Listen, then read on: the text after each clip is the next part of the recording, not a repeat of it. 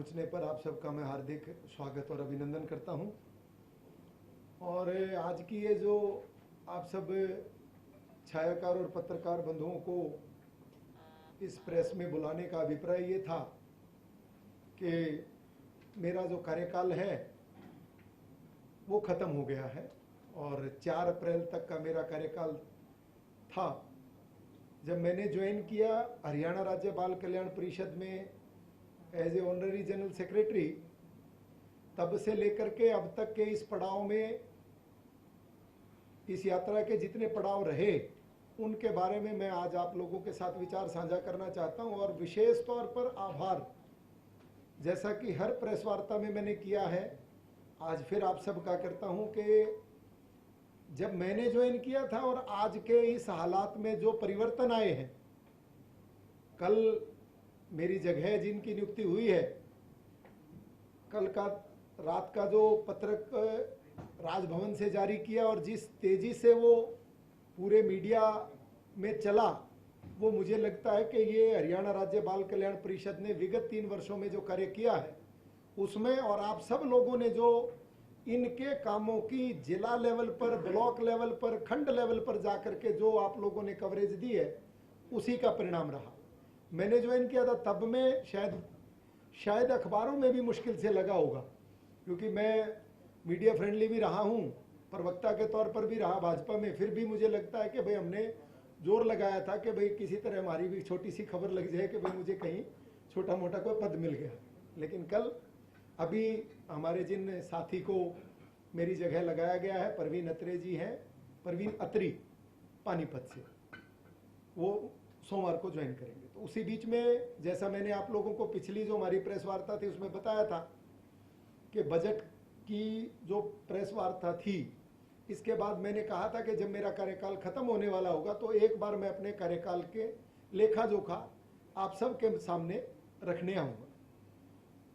सबसे पहले मैं हरियाणा राज्य बाल कल्याण परिषद में मैंने जब ज्वाइन किया तब से अब तक जो वित्तीय सहायता या वित्त जो हमारा सबसे अहम होता है किसी विभाग को चलाने के लिए, उसके बारे में जिक्र करूंगा। जब मैंने ज्वाइन किया 8 करोड़ रुपए उसका बजट था और 8 से 10 हुआ, 10 से 25 हुआ और 25 से फिर 25 हुआ। पिछले वाला जो 25 था उसमें से 15 हमें कोविड के कारण नहीं मिल पाया था, लेकिन इस बार का 25 जो है, पिछले वर्ष का 15 और इस साल का 25 जो है वो हमारे पास हो गया है। और 15 करोड़ जो सप्लीमेंट्री था 2020-21 का, वो हमारे खाते में आ गया है। तो 25 करोड़ के और 15 करोड़ के साथ हमारी 40 करोड़ की आज की अगर हम बात करें तो वित्तीय रूप से बहुत ही हम सक्षम हैं। अलग अलग साधनों के माध्यम से हमने समाज सेवा में जुटे हुए लोग, अलग अलग प्रकार की एनजीओज में काम करने वाले लोग, अलग अलग संस्थाओं के प्रधान, उन सब को भी लगातार हमने बड़ी बड़ी कंपनियां, एमडीएच मसाले वाले महाशय जी हट्टी के रूप में, महाशय धर्मपाल जी जो आज हमारे बीच में नहीं है, उनका मैं हर बार जिक्र करता हूं, उन्होंने हमारी संस्था को लगभग 1 करोड़ रुपया दान में दिया था। उन सब के अगर हम जिक्र करेंगे तो करीब करीब 30 करोड़ रुपए की धनराशि जो है इन 3 सालों में हमने अलग अलग आय के स्रोतों के माध्यम से इस संस्था को चलाने के लिए जोर लगाया। जब मैंने ज्वाइन किया था उस वक्त वित्तीय हालत इतनी नाजुक थी कि कई जगह तो लगभग 1.5 साल से ज़्यादा की सैलरियां पेंडिंग थी, लेकिन वो सब सारी चीज़ें स्मूथली चलती रही। अभी अंतिम दिनों में गेल से भी हमारे को 30 लाख रुपए का CSR में, बिल्कुल अंतिम सप्ताह में 31 से मार्च से पहले हमारे को गेल की ने 30 लाख रुपए की CSR में राशि दी है। HSIDC ने 1 करोड़ 9 लाख रुपए की CSR में खानक के इलाके में, भिवानी में, तोशाम में इवनिंग स्कूल, क्रैच सेंटर और अन्य बाल कल्याणकारी योजनाओं के लिए सैंक्शन किए हैं।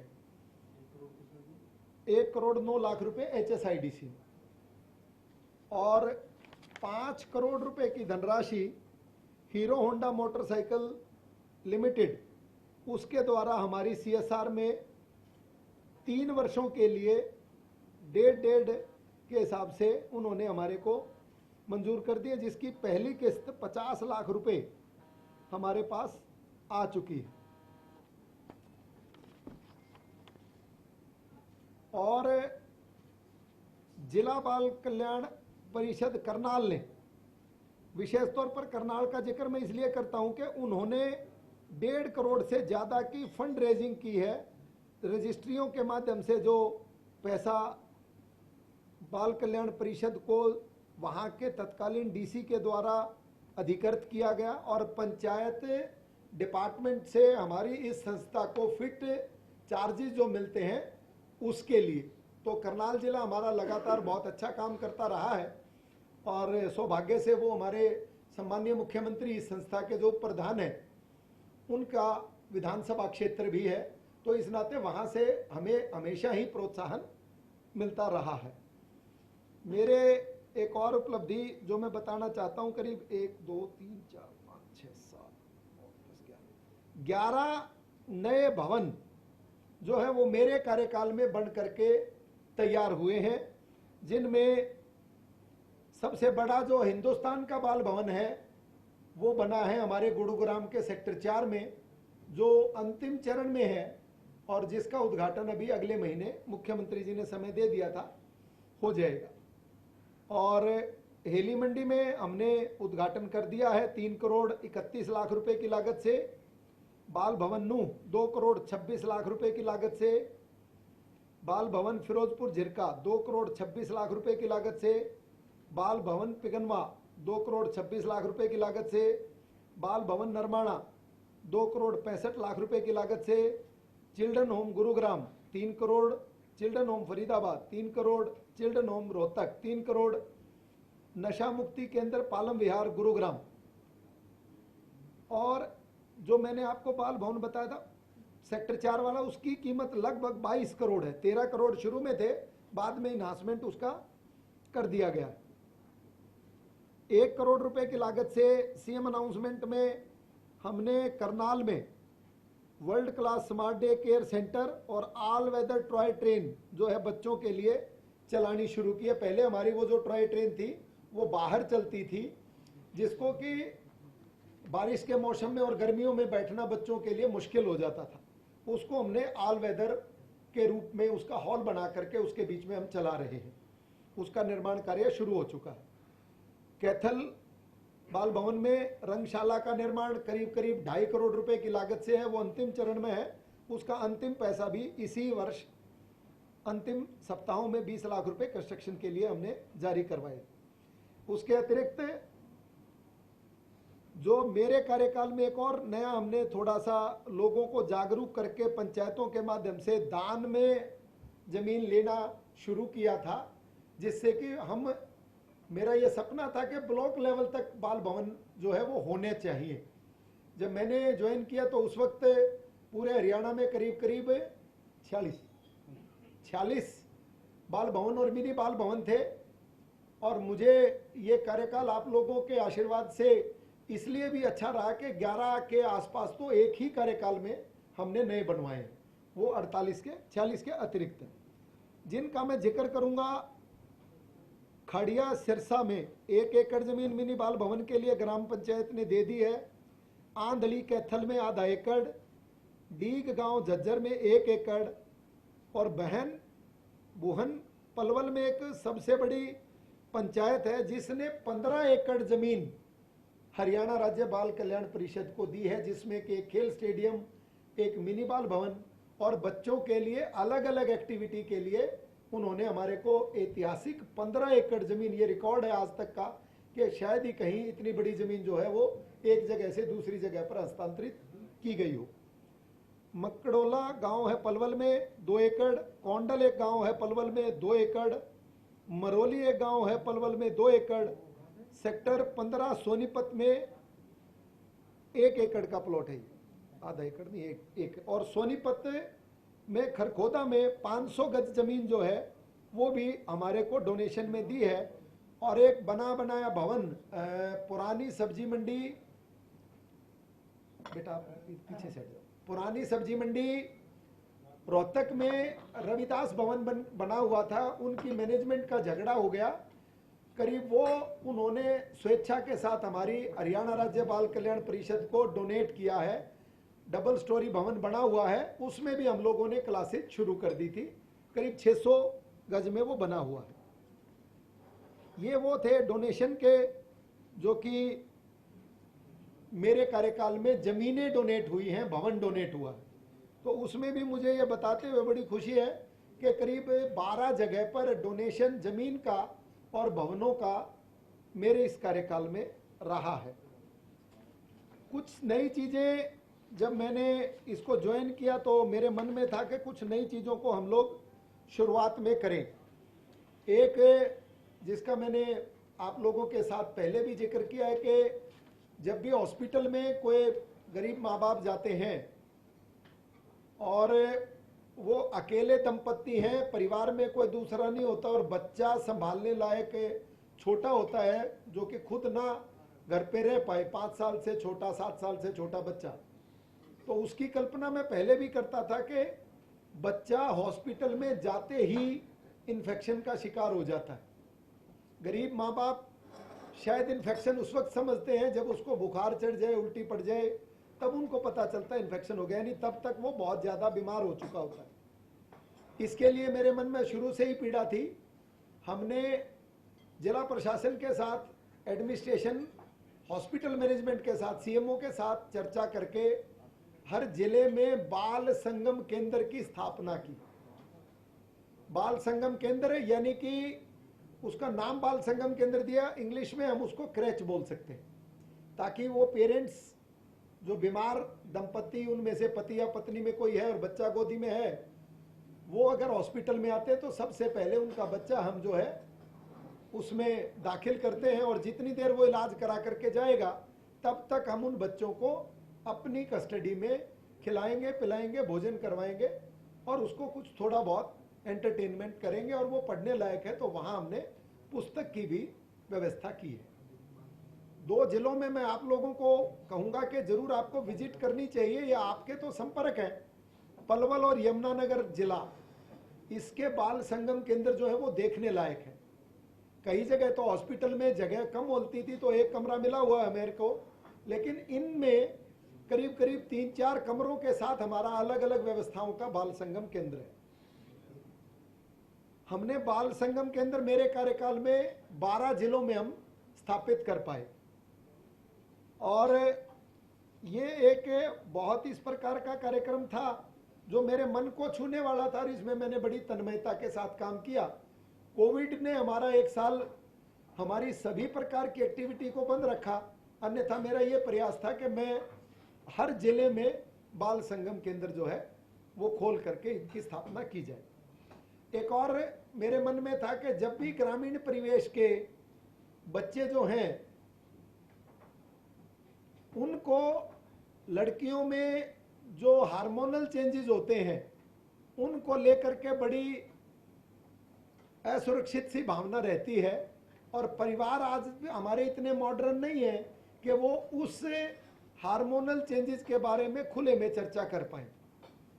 इसी प्रकार जो बच्चे हमारे रहते हैं, वो बच्चे, नौजवान लड़का नए टेलीफोन के लालच में, नई मोटरसाइकिल के लालच में कब नशे का शिकार हो जाता है, कब अपराध को अपना लेता है, ये तब पता चलता है जब उसके माँ बाप के पास अल सुबह थानेदार का फोन आता है कि भाई आपका बच्चा थाने में।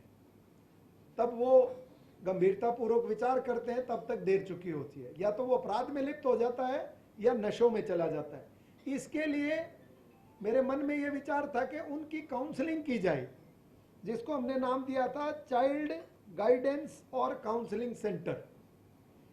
ये हमने शुरुआत की नरवाना के जो लड़कियों का गुरुकुल है, कौन से गांव में, खरल गांव में, खरल से हमने इसकी शुरुआत की थी जुलाई 2018 में। अब तक हम इसके 116 चाइल्ड गाइडेंस और काउंसलिंग केंद्र शुरू कर चुके हैं। अनिल मलिक जी हमारे इसके स्टेट के नोडल ऑफिसर हैं, और उन्होंने अब से 1 लाख से अधिक बच्चों को इस child counselling and clinic centre के माध्यम से जो है वो आगे बच्चों को एजुकेट किया है। इसी तरह मैं ये देखता था कि मॉरल एजुकेशन जो है वो भी धीरे धीरे खत्म हो रही है, तो मॉरल एजुकेशन के लिए हमने जो है कार्यक्रम किया और हर जिले में हमने इसके कैंप लगाए। लगभग 50,000 बच्चों को हमने जो है इसमें लाभार्थी बनाया है। कौशल विकास केंद्र जो मेरे कार्यकाल में चलने शुरू हुए, 45 कौशल विकास केंद्र जो है वो स्थापित किए गए, जो CSR स्कीम से चलते थे, जिसमें हम लोगों ने बाल कल्याण परिषद का कोई पैसा इन्वॉल्व नहीं किया।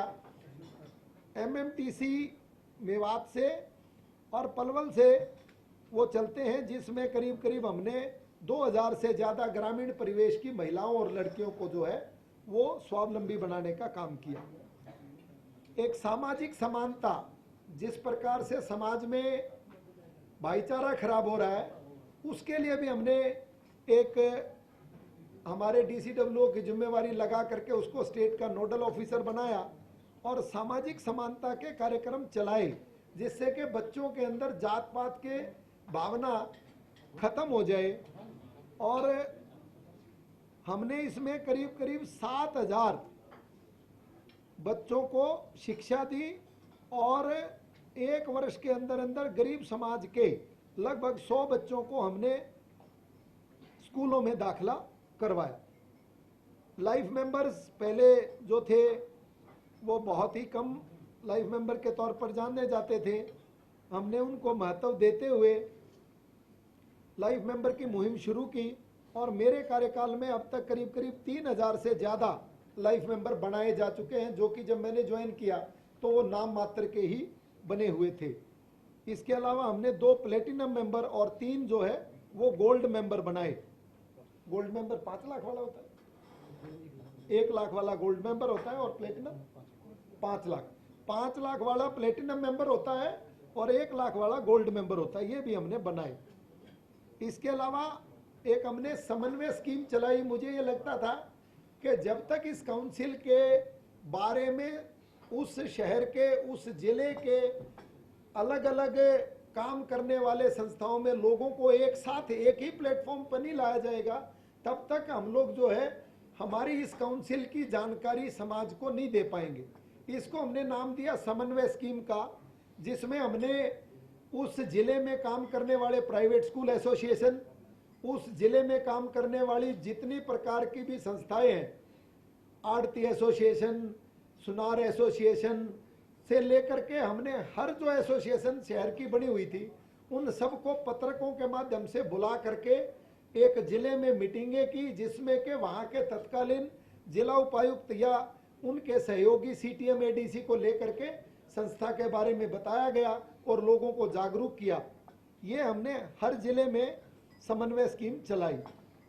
अडॉप्शन जो हमारे ऑर्फन हाउस चलते हैं, उसके तहत जो अनाथ बच्चे जगह जगह पर मिलते हैं, जिनको उनके माँ बाप के द्वारा छोड़ दिया जाता है या किसी दुर्घटना में उनके माँ बाप नहीं रहते हैं, वो बच्चे हमारे होम्स में आ जाते हैं, जिनको हम चिल्ड्रन होम बोलते हैं। उनके अलग अलग नाम है, आस्था कुंज रेवाड़ी में है, बाल कुंज जो है हमारे यमुनानगर में है, शिशु गृह पंचकूला में, इस तरह अलग अलग नाम है। उमंग के नाम से बहादुरगढ़ में सिर्फ कन्याओं का है। तो वो हमारे सेंटर चलते हैं, उसके माध्यम से अडॉप्शन एक कार्यक्रम चलाया जाता है अनाथ बच्चों को, जिससे गोद लिया जाता है देश और विदेश में। परिषद ने करीब 554 जो है बच्चों को अभी तक के कार्यक्रम में गोद दिया है, जिसमें से 179 लड़के हैं और 368 जो है वो लड़कियां हैं। ये भी अपने आप में एक बहुत बड़ा जो है कार्यक्रम चलता है।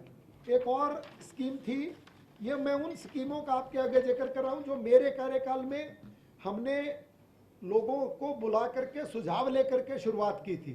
कारगिल की एक स्कीम चलती थी पहले, जो कारगिल के युद्ध के बाद जब मैंने ज्वाइन किया तो वो खत्म हो चुकी थी, क्योंकि 12वीं तक के बच्चों को हम लोग जो है वो शिक्षा, कारगिल के बच्चों, शहीदों के बच्चों को हम शिक्षा देते थे।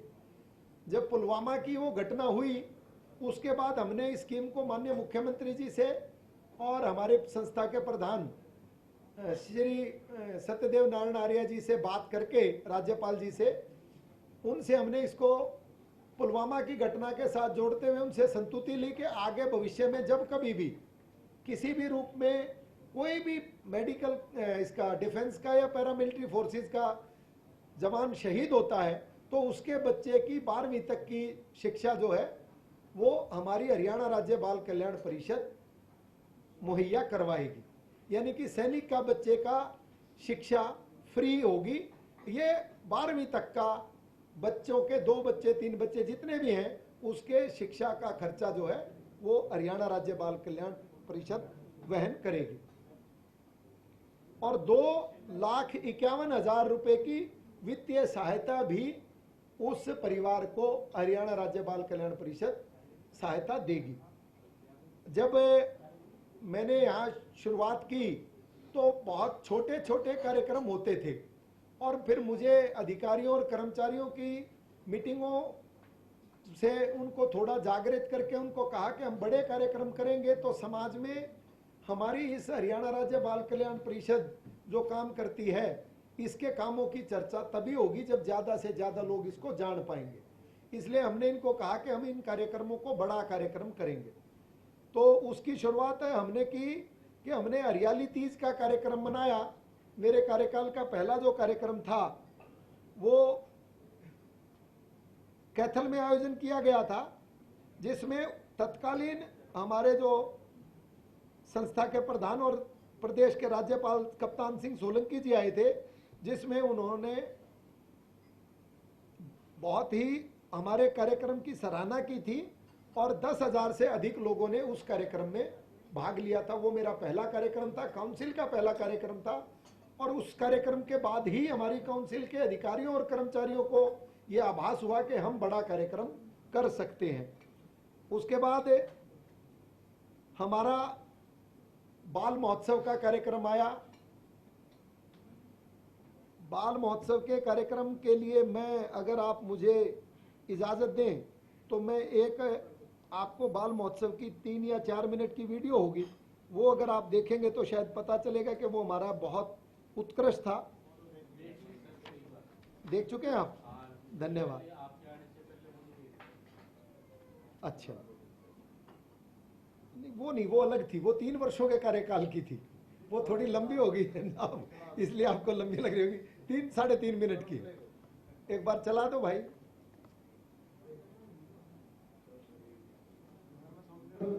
पिघलनी चाहिए, इस हिमालय से कोई गंगा आज निकलनी चाहिए। आज यह दीवार पर्दों की तरह हिलने लगी, शर्त लेकिन थी कि ये बुनियाद हिलनी चाहिए।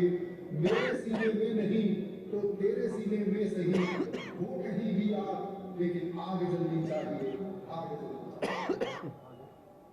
महोत्सव 2019 मुझे लगता है कि हरियाणा राज्य बाल कल्याण परिषद के लिए एक अविस्मरणीय महोत्सव था, पल था। और जितने भी लोग आए उसमें प्रतिभागी के तौर पर जो बच्चे हैं वो उनके साथ आए, उनके अभिभावक उनके साथ आए, उनके अध्यापकगण। और इसके अतिरिक्त जैसे ही ये सूचना मिली कि हरियाणा राज्य बाल कल्याण परिषद के माध्यम से एक टेबल ऑफ डे में इस प्रकार का महोत्सव मनाया जा रहा है जिसमें आने वाला हर बच्चा, हर व्यक्ति जो है वो निःशुल्क है।